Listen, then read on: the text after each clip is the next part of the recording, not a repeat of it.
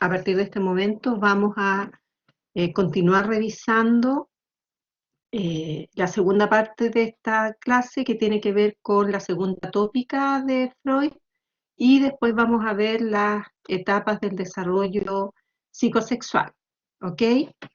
Si hacemos un raconto, entonces hoy día lo que hicimos fue primero revisar algunos conceptos generales e importantes para el psicoanálisis. Revisamos la primera tópica, que tiene que ver con el inconsciente, preconsciente y consciente, ¿ya? Y ahora vamos a revisar la segunda tópica, que tiene que ver con las instancias psíquicas, ¿ya? Estas instancias psíquicas son tres, ¿ya? Que tienen que ver con el ello, el yo y el superyo. Aquí están mostrados como en esta imagen, ¿no es cierto?, en que el ello sería esta especie como de diablito y el superyo una especie de ángel. Es una manera como de caricaturizar estas instancias, digamos, con un yo al medio que tiene que ser quien lidie entre estas dos instancias psíquicas. Cuando hablamos de ello, yo y superyo son instancias, es como una estructura que ofrece Freud. Yo les decía que la primera tópica habla como de la composición dinámica de su teoría, y la segunda tópica habla como de la dimensión más estructural.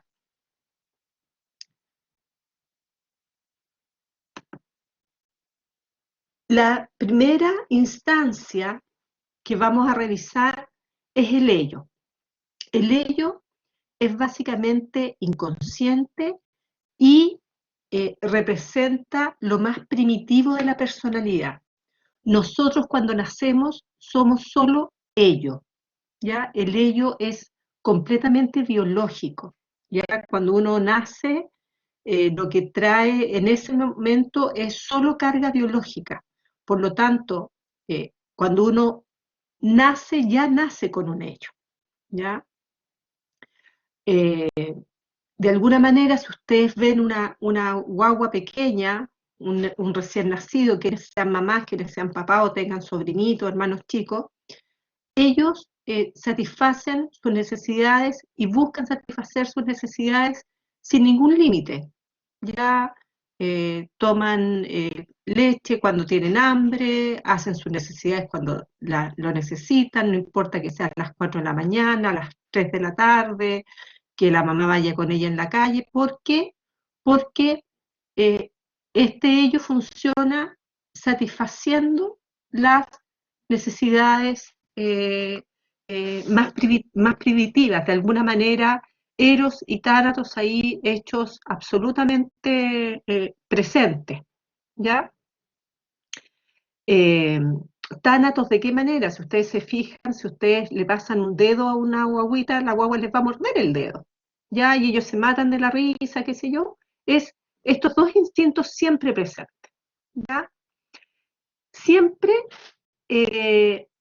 va a buscar la satisfacción inmediata, evitando el dolor, y de alguna manera esto lo hace interactuando desde el yo, que es nuestra parte que se relaciona con el consciente, pero este yo satisfaciendo solo las necesidades del ello, ¿no?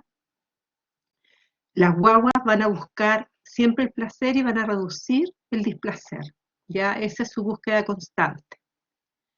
Eh, cuando uno piensa en esta parte de la estructura psíquica, tiene que pensar en todas aquellas pulsiones que uno trata de satisfacer de manera inmediata. El ello no posterga, el ello lo quiere todo ahora ya, ¿ya? En ese sentido, se habla también de que es muy exigente, muy primitivo. Ya busca el placer inmediato, busca el goce inmediato, busca la satisfacción de necesidades inmediatas, ¿ya? Y bueno, vamos a ver después, cuando veamos la etapa del desarrollo psicosexual, cómo este ello empieza a verse aplacado, digamos, cuando ya el bebé empieza a tener un poco más de límites, cuando les ponen horarios para las comidas, cuando ya un poquito más grande se intenta sacar los pañales, ya no puede hacer cuando quiere y donde quiera, sino que tiene que ajustarse a una realidad que le exige otras cosas. Pero durante los primeros meses los bebés son solo ellos. Y el ello, esto anótenlo, se rige siempre por el principio del placer. Vamos a ver que las tres instancias psíquicas se guían por distintos principios. El ello es el principio del placer. El super yo, por otra parte, está en el otro extremo, por así decir. Si uno pusiera una balanza, el ello está en un extremo de la balanza y el super yo en otra. Y el super yo está constituido por los mandatos morales que cada uno de nosotros tiene, mandatos morales que en una primera etapa son transmitidos por los padres y que uno también puede ir adoptando en distintos momentos de la vida. Pero básicamente los mandatos morales, los primeros mandatos morales, según Freud, se adquieren siempre en la vivencia con los padres, con las figuras iniciales de socialización. Y el super yo controla la conducta desde estos mandatos morales. Ya el yo se traduce en reglas, en ideas asociadas al deber ser, en ideas asociadas muchas veces a la sensación de culpa si no hacen las cosas de una determinada manera, ¿ya? Y en ese sentido se vincula, pues, se podría decir, con esta imagen como del yo ideal, del ser perfecto, digamos, ¿ya? Eh, y en ese sentido, si bien no está puesto en la diapositiva, el super yo se guía por el principio del deber. Ese es el principio que guía al super yo. Entonces tenemos en un extremo al ello, ya que se guía por el principio del placer, ya que, que exige la satisfacción inmediata de las necesidades, y en el otro extremo el super yo, que al revés impone reglas, deberes, conciencia moral que te obligan a actuar de una determinada manera, ¿ya? En ese sentido, aspira a lo que es correcto, a lo que es ideal, ¿ya? A lo que es, entre comillas, bueno, ¿ya? De deformaciones más moralistas, ¿ya? Ahí están los dos extremos de esta balanza. Y al medio, ¿quién está? El yo. El yo que de alguna manera es la parte de esta estructura que tiene que mediar entre el super yo y el ello, ¿ya? Tiene que mediar entre estas dos instancias que ambos quieren que el comportamiento sea como ellos quieren.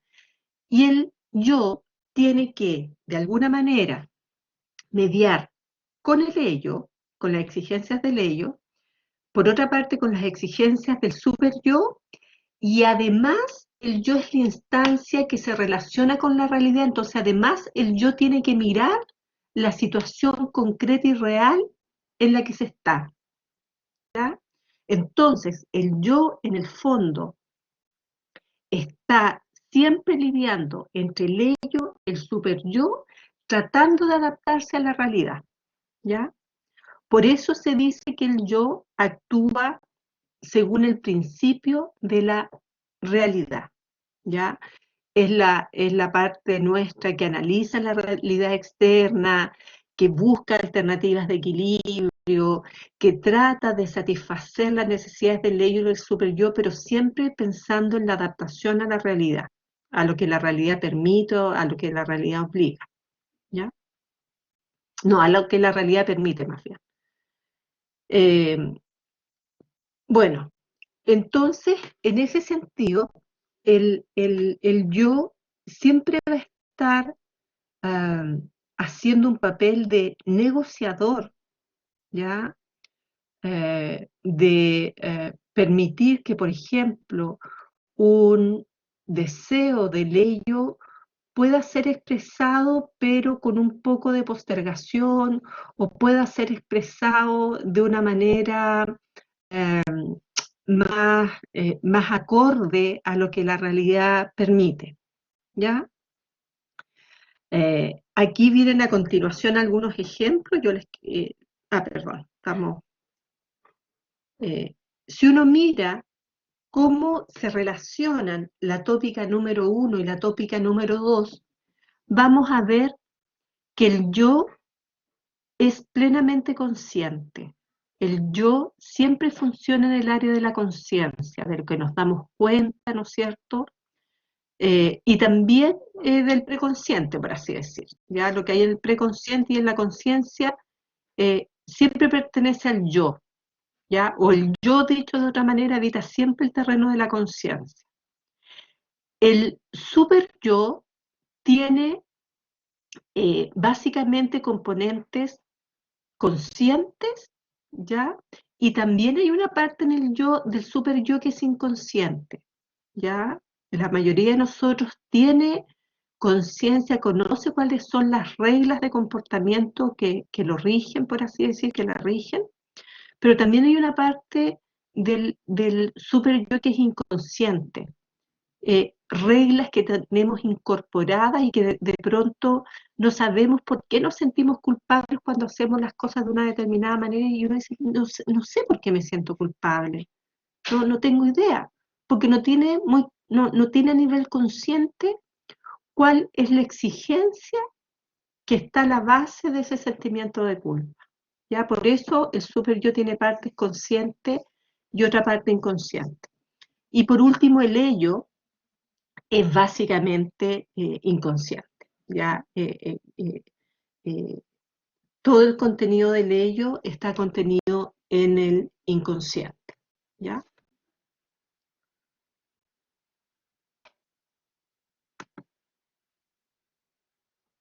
Ahora, aquí hay algunos ejemplos de interacción entre el ello, el yo y el super yo.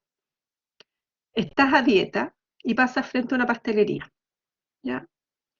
El ello, que quiere la satisfacción inmediata, te dice, oye, cómpralo ahora, cómetelo, al tiro, está súper rico, ¿ya? El super yo, que representa el deber, ya estoy a dieta, no puedes hacer eso, no lo necesitas, acuérdate que estás a dieta, tienes que cumplir lo que te propones, cómo vas a romper una promesa que te hiciste.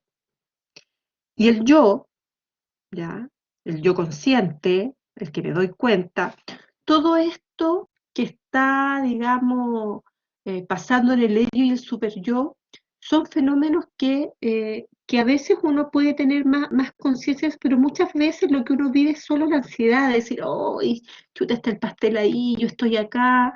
El yo, que es el que se angustia por este dilema, tiene que decidir qué hacer primero, viendo hacia dónde se inclina la balanza. ¿Me doy el gustito ahora o sigo, digamos, con la dieta? Y también elementos de realidad. ¿Tengo plata suficiente? ¿Me alcanzará? Chuta, me voy a quedar sin plata para la micro, tendré que caminar si me compro el pastel, ¿ya? Entonces, el yo siempre va a estar haciendo ese trabajo, ¿ya? Por eso es que se grafica como este angelito y este diablillo. Aquí otro ejemplo, ¿ya? Vamos a cambiar un poco el contexto. Imagínense que ustedes hoy día en la mañana tienen clase a las 9 de la mañana, ¿ya? Suena el despertador, pusieron el despertador para poder estar desde el comienzo de la clase. El de ellos, ¿qué les diría? Oye, duerme un ratito más, si total la clase online, ya duerme nomás, duerme, ¿ya? El super yo, no duermas, tienes que levantarte, tienes que estar atento a la clase, oye, tus papás están haciendo el esfuerzo de pagar internet para que asistas a la universidad, ya, qué sé yo, hicimos un compromiso de curso. El super yo son reglas, reglas, reglas, reglas. Y el ello, oye, duerme otro rato, así que tanto, ¿ya? El ello continúa, tengo sueño, quiero seguir durmiendo, ya, después, pucha, después veo la clase grabada, ya. Y el super yo, de nuevo, oye, no, pero no es lo mismo, porque no vas a estar ahí presente, ya, pues levántate, te hiciste la promesa, bla, bla. Eh, y el yo finalmente decide. Oye, voy a tener computadores ahora, o lo tiene que ocupar alguien más en mi casa, chuta ya, pero en realidad, y ahí ve, pues, a quién pesca más, ¿ya? En el fondo, a quién cede más, ¿ya? Les voy a hacer un ejemplo que yo hice. ¿Cuántos de ustedes tuvieron este conflicto, por así llamar, hoy día en la mañana? Entre despertarse y empezar la clase a las 9 o seguir durmiendo. Digan sí todos los que tuvieron ese conflicto. La Anja dice que yo, bien. Yesiel, yo, Diana, yo. Renata. Yo también me sumo, porque también a mí me... Ya. Fíjense todos los que tuvimos ese conflicto. ¿Ya? Posiblemente los que llegaron a las 9, Krishna dice todos los días, perfecto. Los que llegaron a las 9 posiblemente son super yo. Y los que no están en la clase y también tenían intención y posibilidad de estar en la clase, les ganó el ello. ¿Ya? Ahí está. ¿Ya? Esa es eso es lo que todos los días hace el yo. Mediar entre la parte nuestra que quiere más placer, que quiere satisfacer necesidades que son más primitivas, dormir es una necesidad básica, digamos, ¿ya? Y que a ese dormir no es capaz de ponerle las reglas que impone, por ejemplo, el tener una actividad programada. ¿Ya? Ok. Antes de pasar a la etapa del desarrollo psicosexual, queridos, abro el espacio de preguntas.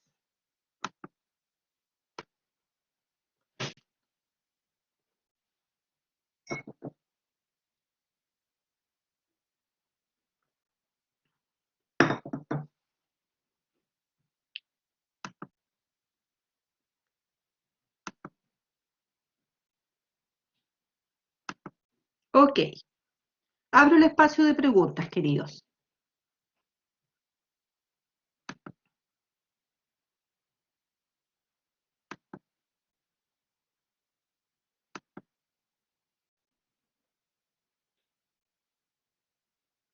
¿No hay preguntas hasta acá? ¿Todo clarísimo?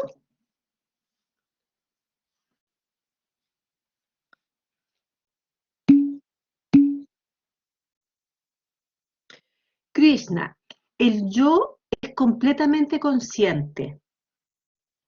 Ya el yo es la única parte de esta estructura que es completamente consciente. ¿Ya? De hecho, como, eh, a ver, eh, el yo es la parte de la estructura psíquica que es el que interactúa con la realidad. Cuando estamos aquí, nosotros los 24 que estamos en esta sala, cada uno está aquí presente desde su yo. ¿Ya? El yo tiene que ver con todo lo que percibimos, pensamos, sentimos en una situación determinada.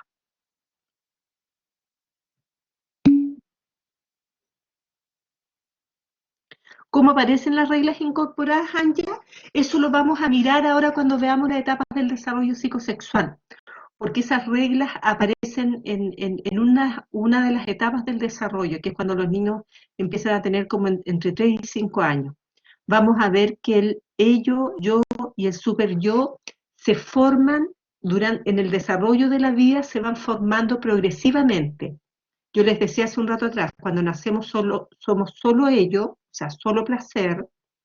Después, debido a las exigencias de realidad, se empieza a formar el yo, y después, debido a las exigencias del deber ser, se forma el super yo. ¿Ya? Esa es la secuencia en la que se forma.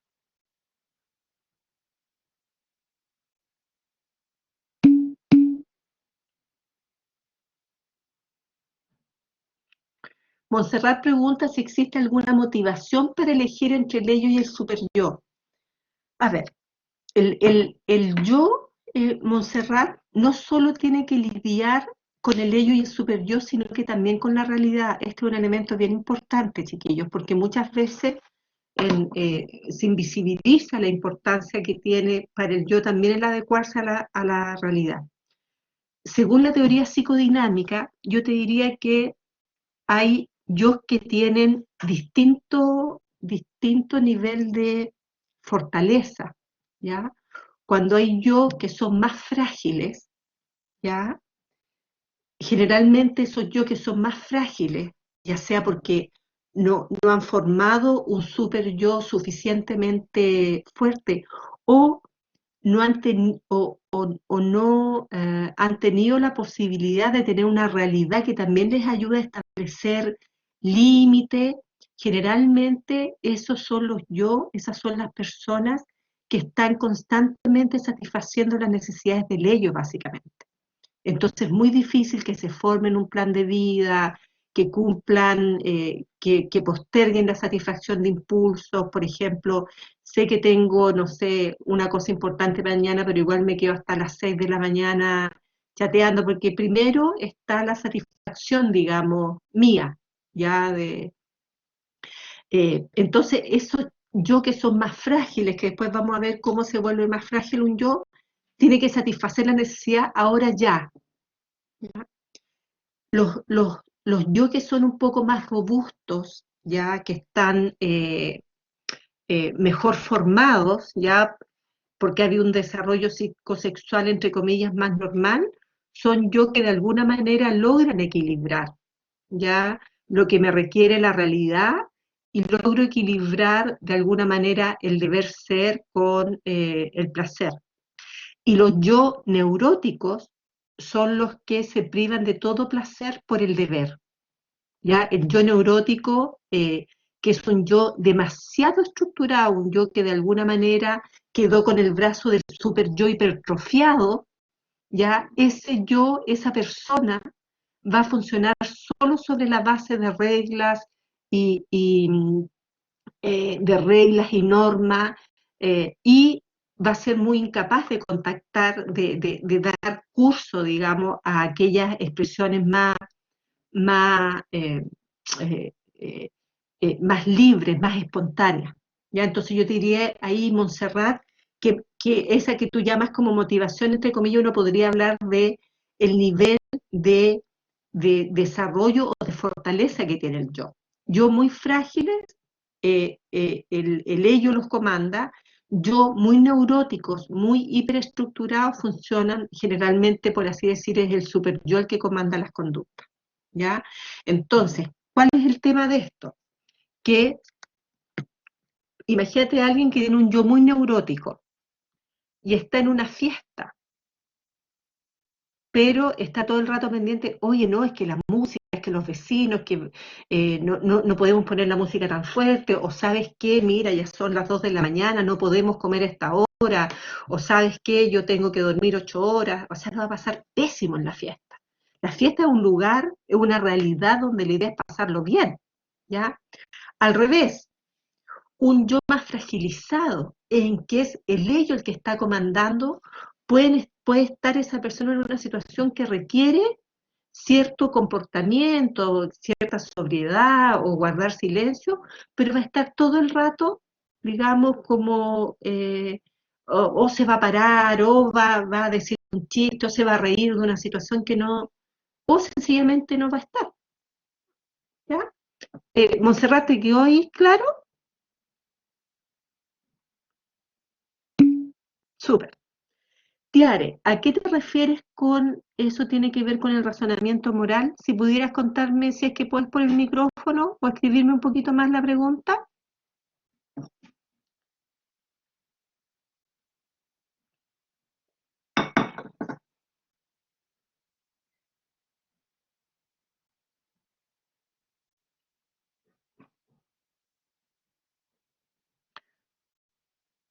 Mm. Eh, ok. Lo que ocurre sí, que efectivamente los niños entre los 3 y los 5 años, que es lo que vamos a ver ahora, empiezan, yo no hablaría de razonamiento moral, sino es más bien como la incorporación de reglas, ya en esa etapa del desarrollo, ya. Eh, hay otras teorías que explican cómo se desarrolla el razonamiento moral en los niños, ¿ya? Eh, pero aquí en la teoría psicodinámica tiene que ver con la etapa en que uno incorpora la mayoría de las reglas que tienen las familias y las sociedades.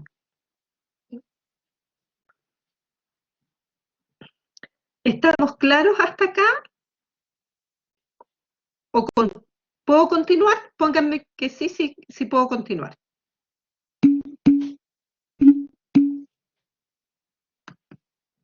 Ok.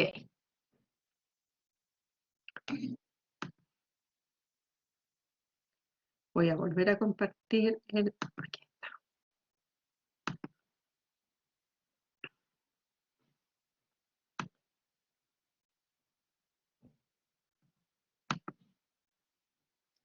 Vamos a ver ahora el desarrollo psicosexual.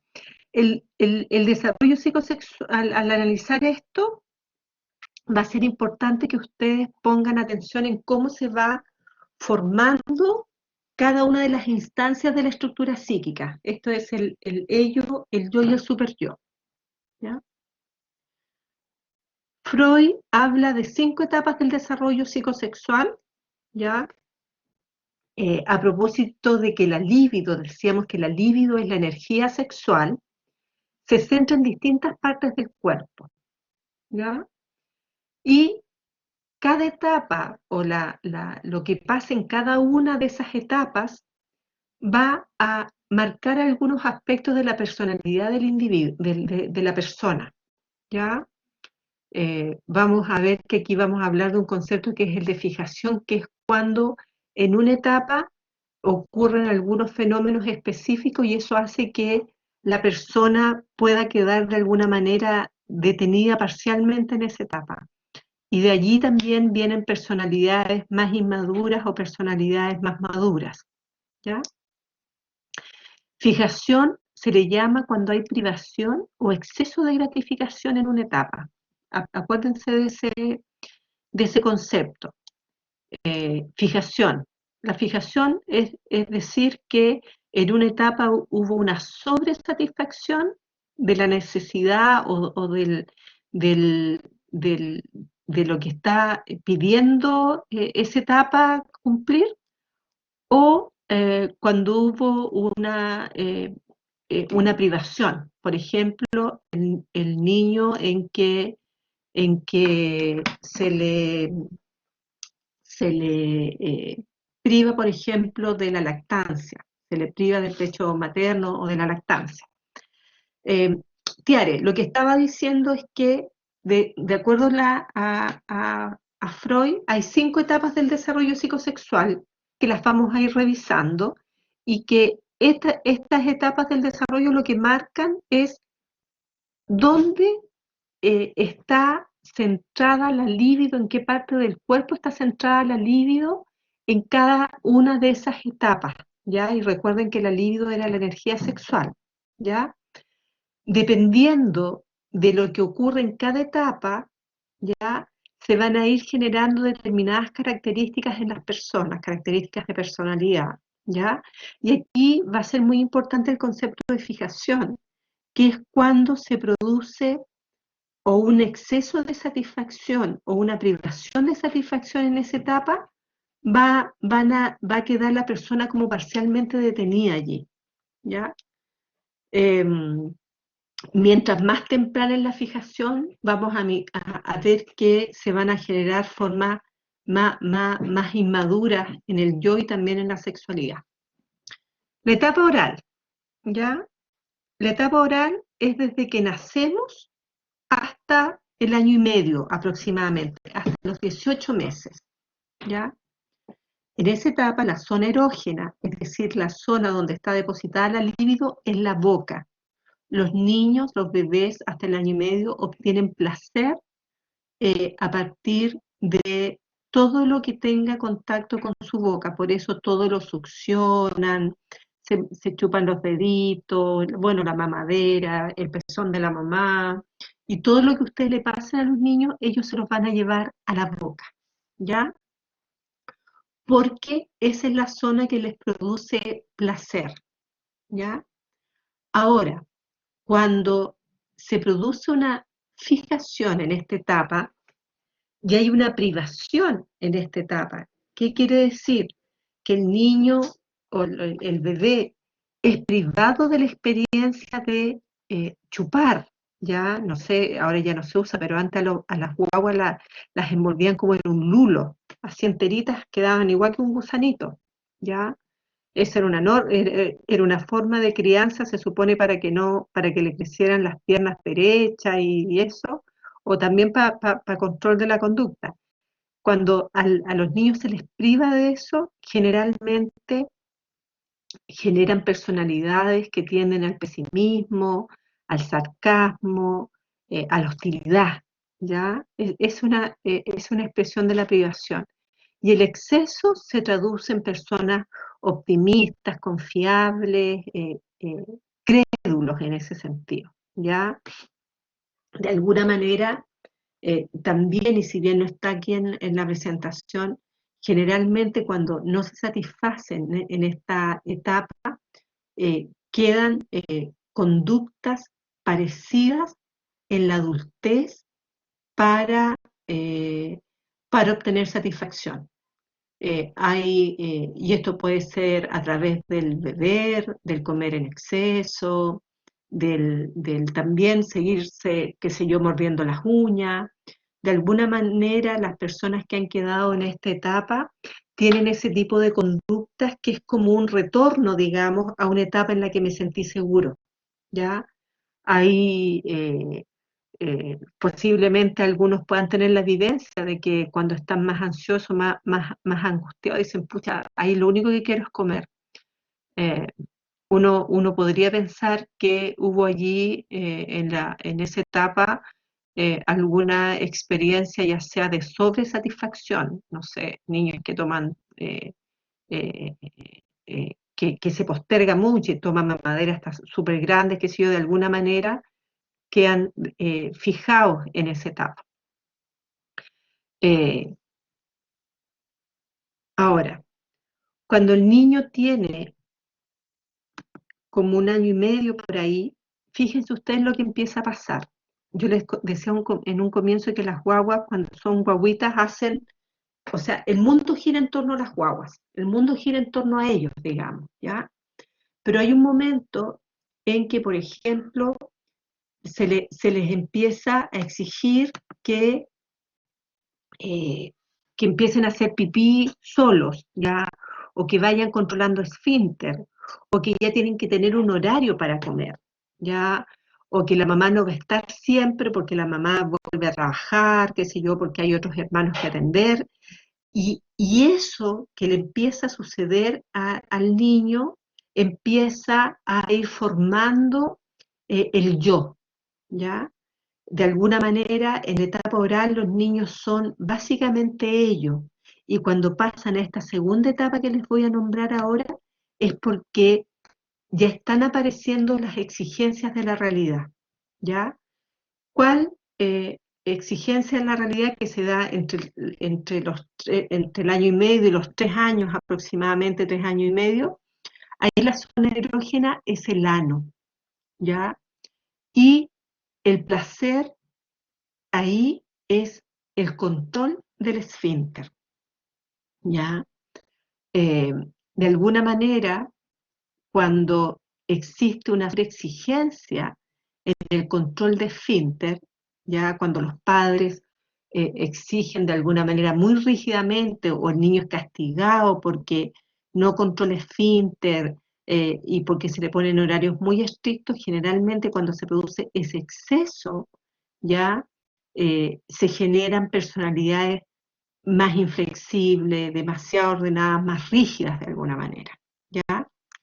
Y cuando de alguna manera no se pone ningún énfasis en eso, digamos, y falta de parte de los adultos este límite, esta formación que también es necesaria, digamos, para ir adaptándose a las otras exigencias que tiene la vida. O sea, quizás quienes tienen niños, tienen sobrinos, saben que, por ejemplo, para entrar al prekinder, el niño tiene que controlar esfínter, ¿ya? Porque no hay ningún dispositivo ni para que los muden ni nada por el estilo. O sea, que controlen el esfínter también es algo que los prepara para las exigencias de la vida. Pero si hay familias que, o madres o padres que no ponen ningún énfasis en eso, ya da lo mismo, si alguna vez aprenderá, generalmente son niños que han sido um, poco, poco exigidos en cosas que impliquen adecuarse a la realidad, son personas que tienden a ser más desordenadas, menos pulcras para hacer las cosas, ¿ya? Y también en términos de rasgos psicológicos, las personas que han tenido un exceso una exacerbación del control de esfínter por parte de las figuras adultas, también son personas que tienden a ser de alguna manera más retentivo, más hacia adentro, digamos, ¿ya? Eso. Una vez, fíjense que el control de esfínter es una exigencia que tiene que ver con adecuarse a la realidad, ¿ya? Por eso es que uno generalmente plantea que el yo en esta etapa empieza a aparecer muy fuertemente, ¿ya? Posiblemente un niño qué sé yo, de 4 años que se hace pipí, o de 3 años y medio, cuatro, posiblemente ya se va a sentir incómodo, ya deja de ser algo que el resto, de hecho empieza a ser retado si eso ocurre, ¿ya? Eh, eh, bueno, y los niños llegan después de esta etapa anal, en que como veíamos ya hay un yo que se está conformando, llega la etapa fálica, que se da desde los 3 años y medio, 4 años, hasta los 6 años, empieza la etapa genital, en que la zona erógena son los genitales. Esta es la típica edad en que los niños ponen más atención a los genitales, empiezan a mirarse los genitales entre unos y otros, ya para ellos decir poto, decir vagina es como una choreza en esa etapa, qué sé yo, empiezan a explorar sus propios genitales, ¿ya? Y en esta etapa es que surge el complejo de Edipo o de Electra. Edipo si son hombres, Electra si son mujeres. Ojo que el complejo de Electra no lo describió Freud, sino fue su hija, Ana Freud, la que lo describió, ¿ya? ¿Y de qué se trata este complejo básicamente? Se trata de el interés eh, por el padre del sexo opuesto, el amor hacia el padre del sexo opuesto, ¿ya? Y de alguna manera, ¿cómo se resuelve esto? Se resuelve identificándose con el padre del mismo sexo para poseer al otro padre.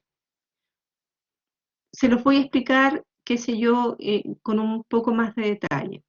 En el caso del hombre, se supone que el niño empieza a amar a la madre y a sentir y a centrar eh, su genitalidad en el placer que le provoca la figura de la madre, ¿ya?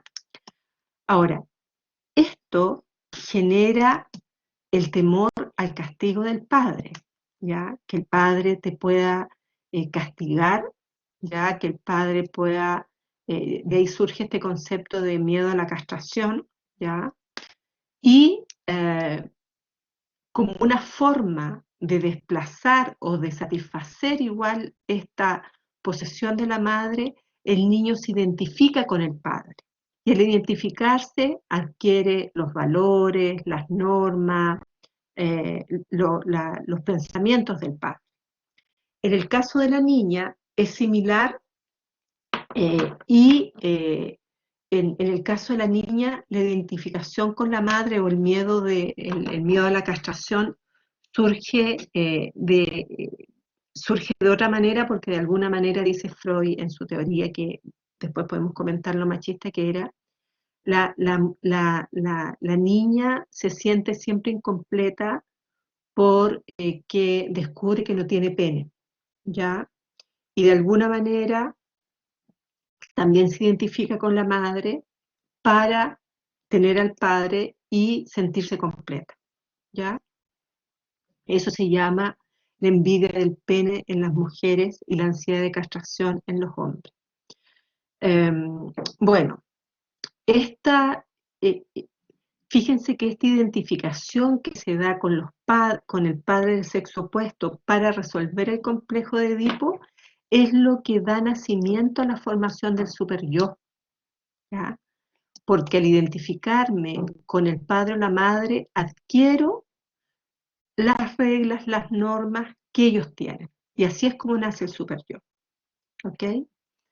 Eh, cuando esta necesidad, cuando en esta etapa se produce una fijación, puede, una manera en que se expresa esta fijación en la etapa adulta es en la búsqueda de parejas con características similares a las del sexo, del padre del sexo opuesto, ¿ya?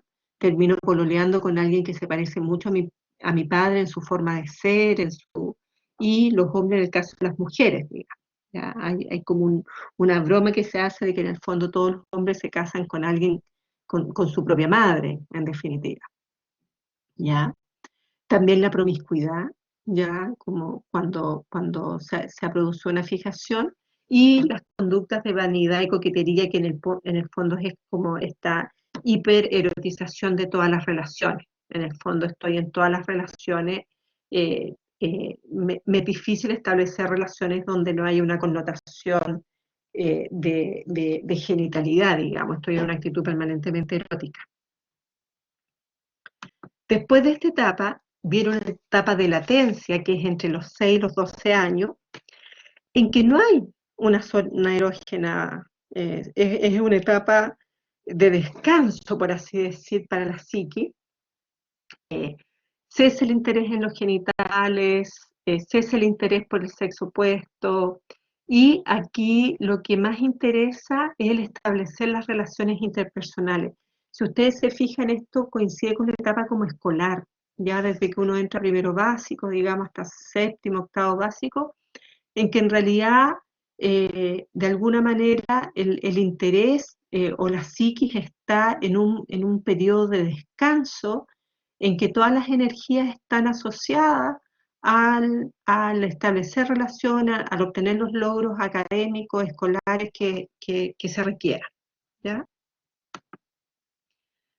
Y por último, la etapa genital, que resurge en la pubertad a partir de los 12, 13 años hasta la edad adulta, donde se da el desarrollo sexual pleno, donde ya empieza a haber un interés sexual hacia personas eh, con las que nos relacionamos, ¿ya? Se despiertan los impulsos sexuales y aparece la sexualidad en pareja, ¿ya? En esta etapa no se habla de fijación, ¿ya? Hay que señalar que para Freud, en su teoría, por las características de la época en que él vivió, para Freud y la teoría psicodinámica inicial, el desarrollo sexual pleno se daba en la relación hombre-mujer, ¿ya? Eh, y, eh, y que es comprensible, digamos, o solo comprensible a estas alturas de la vida, en alguien que escribe una teoría en una época en que la homosexualidad masculina o femenina eran fenómenos absolutamente ocultos y negados por la sociedad, y que desde la teoría de Freud incluso eran entendidos como anomalías del desarrollo, ¿ya? Eh, eso.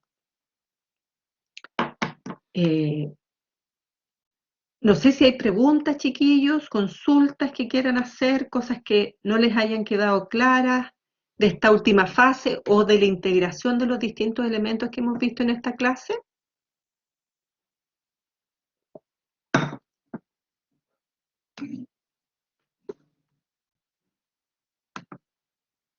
A la etapa de latencia.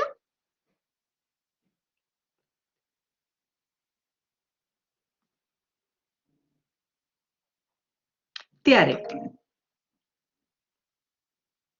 ¿tienes una consulta respecto de eso? Mientras escribe la Tiare su consulta, Diana, pregunta nomás. ¿A qué se refiere por interés por relaciones interpersonales? Relaciones interpersonales son las relaciones sociales entre niños y niñas, ¿ya? es una etapa, uno podría distinguir en la vivencia de uno las experiencias intrapersonales, que son uno consigo mismo, y las relaciones interpersonales, que son relaciones con otras personas. ¿Ya? Y en esta etapa de latencia, el máximo interés de los niños está en establecer las relaciones habitualmente con otros niños. Entonces, temas de interés son, oye, tengo un mejor amigo, con quienes juego, quién es mi súper amigo, o me peleé con esto. Entonces, los niños, si ustedes se fijan en esa etapa, como que hay un fuerte centramiento en eso, ¿ya? Exactamente, Krishna, es cuando empieza a ser amigos o a relacionarse con los demás.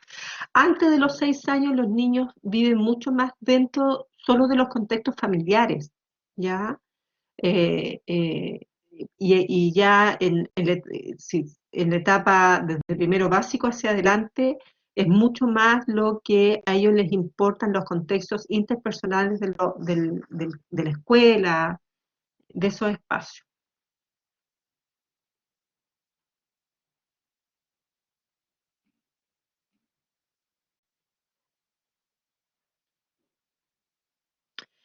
Eh, Martín dice, profe, no se pueden reemplazar ciertas cosas, como por ejemplo en la etapa oral, una mamadera que muere como es un pezón no produciría el mismo efecto en el bebé. Martín efectivamente produce el mismo efecto en el sentido que provoca placer oral. Efectivamente tiene el mismo efecto, ¿ya? Lo que pudiera generar conflicto es el destete temprano, por ejemplo. Los niños que los papás a veces no le quieren poner tete o chupatete 2 meses y después se lo quitan, porque los niños se calman, ¿ya? Ellos obtienen placer al chupar un tete o la mamadera o el pezón de la mamá, ¿ya? Sofía pregunta, en la etapa fálica, ¿qué pasa con las niñas que no viven con su padre o no tienen? Mira, Sofía, yo te diría que ahí la teoría de Freud tiene la distorsión propia de la etapa en la que se creó. En esa etapa era impensable una familia que no estuviera estructurada de la manera más tradicional, que es padre, madre e hijos, ¿ya? Si uno pensara en las críticas que uno le puede hacer a Freud, pero que son críticas entre comillas, que uno puede hacer desde ahora. Ya, si ustedes piensan en la primera mitad del siglo pasado, la única estructura que se aceptaba como que era aceptable socialmente era el matrimonio. Incluso los hijos que nacían fuera del matrimonio recibían nombres bastante despectivos a veces, ya que en Chile se hablaba del guacho, se hablaba del bastardo, porque en una sociedad tan moralista y tan normativa no cabía la posibilidad. Y Freud hizo una teoría en ese tiempo histórico. ¿Ya? Uno pudiera desde ahí pensar que si uno hiciera eh, una inferencia a partir de lo que dice Freud, uno podría pensar que esas niñas y niños no pasan satisfactoriamente por esa etapa y que por ende podrían tener dificultades para la incorporación de reglas que son propias, qué sé yo, que te incorporan los padres, ¿ya? El padre o la madre, y también implicaría dificultades para la vida adulta posterior. Pero, afortunadamente, nosotros estamos revisando a Freud, pero hay psicoanalistas que que después superan a Freud o tienen otros planteamientos y yo diría que hay cosas bien interesantes. Una es que eh, una cosa es el padre y otra es la figura paterna, ¿ya? Eh, Igual se considera importante que exista una figura paterna y una figura materna porque son figuras de identificación, ¿ya? Pero además también hay otros teóricos más actuales que plantean que efectivamente, lo que señala Freud de la importancia que le da primero a la sexualidad o a la libido en su teoría, es cuestionable y consideran que en el desarrollo de las personas, valorando igual el concepto de inconsciente, consideran que no es la libido, no son las pulsiones los que explican los comportamientos. Aquí lo que estamos haciendo, Sofía, es solo revisar a Freud. Y lo que te puedo garantizar que él no sería capaz de responder la pregunta que tú haces, ¿ya? Porque es una de las limitaciones de su teoría. Eh, Krishna pregunta, cuando uno desarrolla bien la etapa de latencia, ¿qué consecuencias puede haber? Generalmente, Krishna, en la etapa de latencia, como no hay ninguna zona erógena comprometida, no se produce fijación. Es muy poco probable que se produzca fijación, ¿ya? Diana, cuando se desarrolla mucho, así excesivo, porque he visto niños de 5 años que siguen chupando el pezón de la mamá. Diana, allí lo que diría la teoría dinámica es que ahí se ha producido una fijación en la etapa oral, generando posiblemente temas de inmadurez, ¿ya? Cuando uno está en la etapa oral, de alguna manera se queda fijado en la etapa más primitiva, más básica, ¿ya? eh, de alguna manera quedarte fijado en esa etapa, o sea, imagínate si cuesta ponerle el límite para que deje de chupar la pechuga, también cuesta poner otros límites que al niño le permitan adaptarse a la realidad. Ya eso diría la teoría psicodinámica. Chicos, esto yo siempre les voy a responder así porque yo les trato de responder desde lo que dice esa teoría, no porque eso sea así, ¿ya? No es que, oye, no, si un niño está chupando, sigue chupando pechuga a los 4 o 5 años, en realidad, no, la teoría psicodinámica eh, plantea que eso pudiese ocurrir, ¿ya? Posiblemente si esa situación fuera vista por un psicodinámico, diría que efectivamente se está produciendo ahí una fijación en la etapa oral que puede tener consecuencias en la personalidad que tenga ese niño al hacerlo muy dependiente, y al que busque en la adultez siempre la satisfacción en conductas que son más orales, ¿ya? Y por ende más básicas, más inmaduras.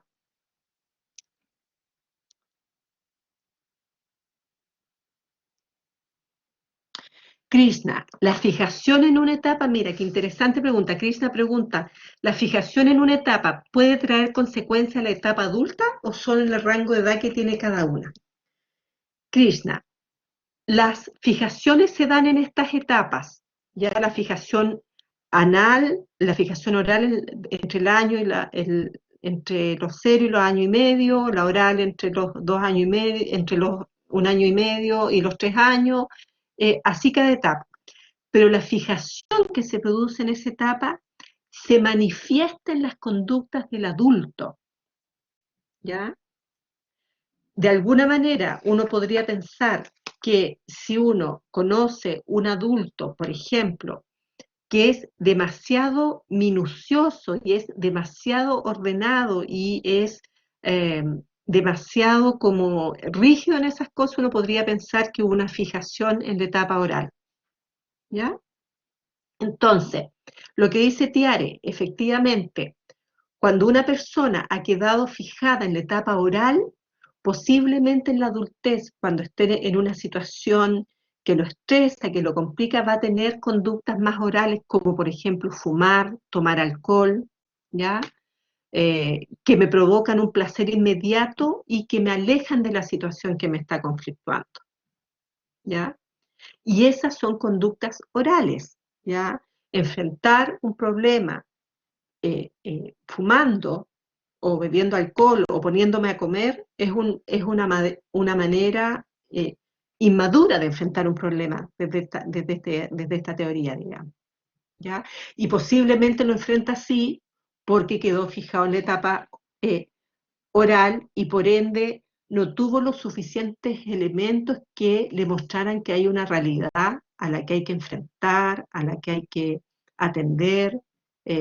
Claro, el que para olvidarse un problema se pone a tomar es alguien que no llega a pensar que al tomarse toda la plata del mes está generando un problema importante para su familia o para otros. ¿Me entienden? En ese sentido, una conducta muy centrada solo en sí mismo. y por lo tanto muy propia de la etapa oral.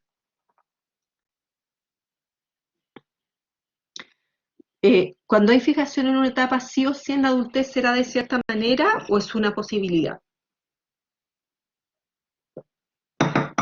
De acuerdo a la teoría de Freud, efectivamente, Montserrat, la fijación en una etapa se va a traducir en determinadas características de personalidad que van a estar presentes en la vida adulta. ¿Ya? Desde la teoría de Freud. Van a haber distintas formas de ser de acuerdo a cómo transitaste por esas etapas del desarrollo psicosexual. Krishna pregunta, ¿el yo cuándo se hace presente en la etapa? El yo empieza a nacer junto con la etapa oral, Krishna, más fuertemente. Cuando, acuérdate que el yo aparece por las exigencias de la realidad, ¿ya? Y de alguna manera empieza a ponerle un freno al ello para que pueda adaptarse a esa realidad.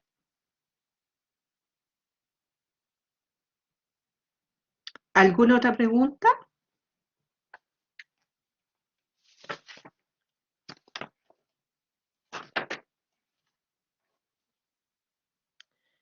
Queridos, como ya estamos llegando hacia el final de la clase y quiero dejar un espacio para explicarles la tarea, o sea, que vamos a hacer en la clase del viernes y además la tarea de esta semana, yo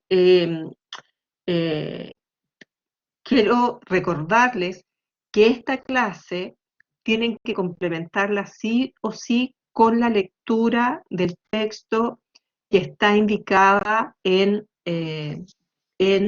la guía de aprendizaje, que en el caso de este texto, de este capítulo, tienen dos posibilidades. Uno es leer Morris, páginas 435 a 451, o el texto de Davis, opcional, ¿ya? Cuando una lectura es obligatoria, tienen que leerlo sí o sí para complementar y profundizar lo que aquí hemos conversado. La idea es que las preguntas que me puedan hacer el otro miércoles surjan de la lectura del texto y de la clase, ¿ya? Nadie se forma como psicólogo solo aprendiendo lo de las clases, ¿ya?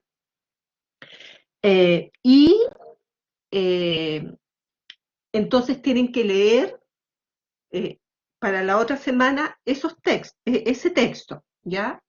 Y además, en las horas autónomas, lo que tienen que hacer para trabajo, que va a ser evaluado el viernes 24, tienen que hacer un mapa mental sobre el psicoanálisis. ¿Qué significa eso? Significa que tienen que leer la ficha de trabajo número 2, ¿ya? Donde dice, para comprender mejor los conceptos propios del psicoanálisis,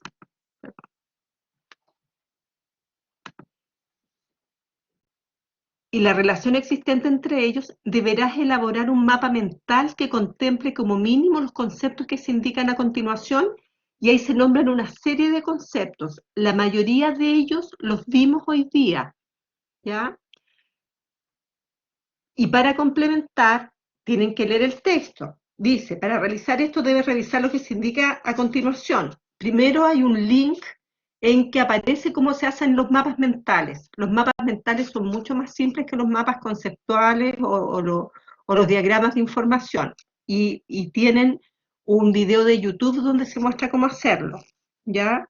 También revisar la clase y leer el texto obligatorio. Todo esto que le estoy diciendo está en la ficha de trabajo número 2 que tienen disponible ya en Blackboard, ¿ya? ¿Y cómo van a entregar esto? Van a tener que hacer el mapa mental en una hoja, ya dibujado por ustedes, le van a sacar una foto a esa hoja y la van a tener que subir donde dice tarea 2, mapa mental psicoanálisis, y eso lo van a tener que subir hasta el viernes 24 de abril. Todo lo que les estoy diciendo, chicos, está contenido en la ficha de trabajo número 2, que es para el desarrollo de este mapa mental, ¿ya?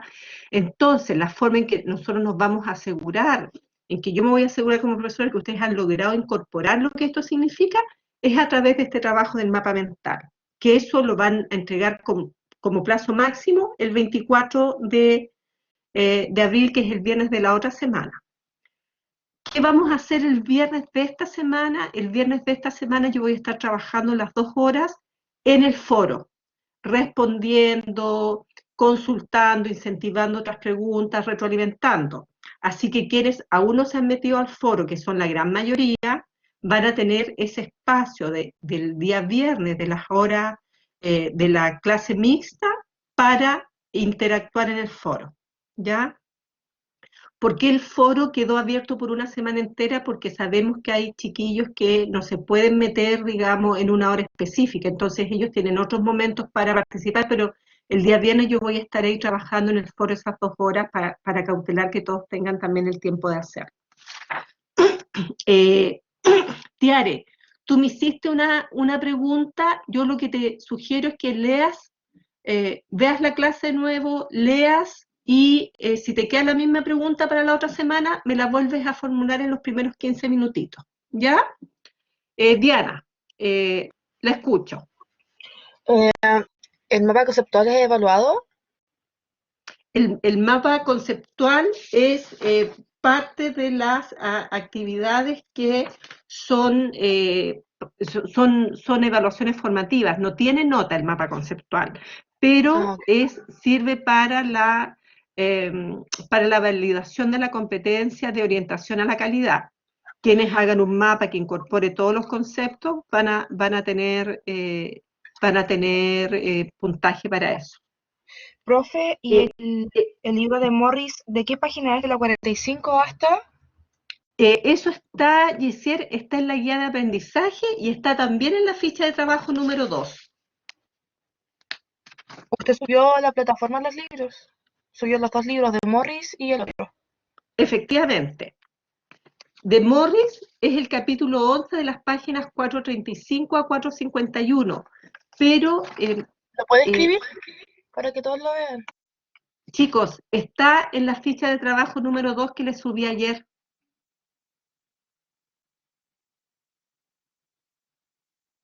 Efectivamente, Génesis, de la 435 a la 451. Es bien importante que para hacer los trabajos, chicos, yo sé que muchas veces es mucho más fácil preguntarle al compañero de al lado por WhatsApp, ¿ya? Pero les pido que lean las fichas de trabajo, ¿ya? Que las lean, y yo al grupo de WhatsApp también se las comparto aparte, se las voy a compartir ahora, pero lea cada uno la ficha de trabajo, porque no necesariamente el compañero de al lado entendió bien la tarea, ¿ya? Y porque la orientación a la excelencia tiene que ver con eso, con decir, mira, para hacer un trabajo de buena calidad, tengo que ceñirme a las instrucciones que me dan para ese trabajo. Diana, el grupo es solamente para las personas que no tienen acceso a Blackboard y que por temas de conectividad, y a ellos yo les subo el material y tenemos también un espacio de interacción ahí. Profe, disculpe, usted dijo que el mapa teníamos que subir a la sección tareas. ¿Dónde queda eso? Eso les va a aparecer en la siguiente semana, todavía no está visible posiblemente. Ah, ya, ¿Ya? ok. Lo estaba buscando ahora y no lo encontraba. Sí, no, porque les va a aparecer, como es para el 24, les va a aparecer la siguiente semana. ¿Alguna otra pregunta, queridos? Yo tengo una pregunta, pero es del trabajo de un diario de una anoréxica. ¿Ya? Es que yo busqué un PDF. Hay que buscar una investigación. Yo encontré un PDF que el título es Medios de comunicación, anorexia y bulimia, la difusión mediática del anhelo de delgadez, análisis con perspectiva de género. ¿Está bien o tiene que ser otra cosa? ¿Pero eso lo buscaste en Google Académico? Sí, es un PDF que tiene Si está ese en título. Google Académico está bien, porque quiere decir que es una investigación. Sí, se lo Acuérdate busqué. que para participar, eso, entonces está bien. Para participar en el foro, lo que tienes que hacer primero para tener tú claro lo que vas a aportar al foro es hacer tu propio fichaje de la investigación. ¿Ya? Sí. Ya, muchas gracias, profe. Listo. ¿Aprendieron? ¿Cuánto aprendieron hoy día? De 1 a 10. ¿Cuánto les quedó claro de la clase hoy día? De 1 a 10. 1 es poquito, poquito, poquito. Ya. Ya. Bien. Ok. Bien. Queridos, pueden enviarme dudas al correo. Las dudas que me han... Que, que no, no está mi perrito hoy día. Las dudas que ustedes tengan, mándenmelas al correo y yo las voy a... también las voy anotando y las voy a responder acá. ¿Ok? ¿Ya? Así que eso, siendo las 11:27, vamos dando por terminada esta clase. Que estén muy bien, lean las fichas de trabajo, no sean como las mamás del curso de mi hija que preguntan todo por WhatsApp y no leen nada de las comunicaciones ni de nada de eso. Ustedes tienen que ser psicólogos de excelencia. Así que si alguien no puede acceder, me avisa y le mando la ficha por correo. La idea es que todos tengan la información, ¿ya? Así que estén muy bien, chiquillos, y que les rinda la semana, ¿ya? Un abrazo.